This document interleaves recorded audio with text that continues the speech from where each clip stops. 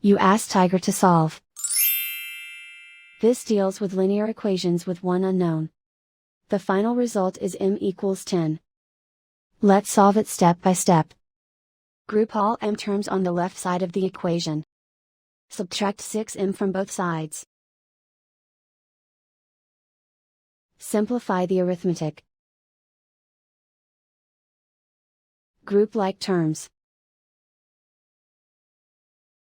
Simplify the arithmetic. Isolate the m. Divide both sides by -2. Cancel out the negatives. Simplify the fraction. Cancel out the negatives. Find the greatest common factor of the numerator and denominator.